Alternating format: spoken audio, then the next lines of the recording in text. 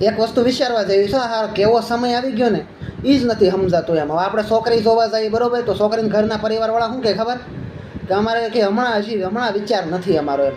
તો કે ભાઈ તમારો વિચાર છે ક્યારે એમ, ત્યારે કયો તો ત્યારે આવીએ એમ. હે ને કાં પછી એનો બીજો જવાબ એ હોય કે અમારી છોકરી હજી નાની છે, ભણે છે. હા તો કે અમારો છોકરો ક્યાં એવડો નાનો નથી કે એના ચોપડા ફાડી નાખશે એમ. હા એ વસ્તુ એક સમજાતી નથી. હમણાં એક છોકરાનું રિઝલ્ટ આવ્યું છે ને, પપ્પાએ પૂછ્યું બટા કેમ થયું, પાસ કે ફેલ?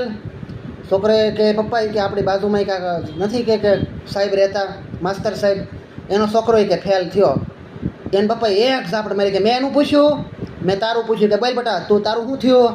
પણ પપ્પા કે આપણે એ બાજુમાં કે ઓલા નથી રહેતા બીજા ભાઈ ડૉક્ટર સાહેબ, એનો છોકરો ફેલ થયો એ કે.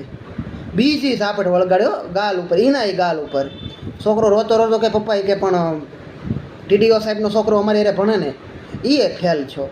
એને બાપાએ 100થી વળગાડી. એ કે એનું પૂછું છું કે તારું પૂછું છું, તારું શું થયું કે તારું રિઝલ્ટ કેવું આવ્યું? કે છોકરાએ હાથમાં ચપ્પલ લીધું. એ કે હું કે કાંઈ કલેક્ટરનો છોકરો છું? એ કે હું પાસ થઈ જાઉં?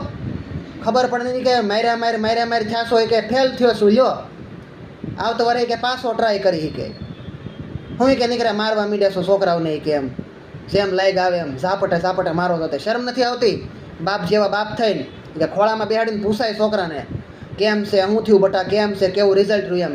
આ તો કે જ્યારે હોય ત્યારે વળકાણ ડાયસ્યો જ નાખતા હોય કે છોકરાઓને કેમ રખાય ઘેરે, ખબર પડે કે હા છોકરો ખારો થઈ ગયો ઘડીકમાં એમ.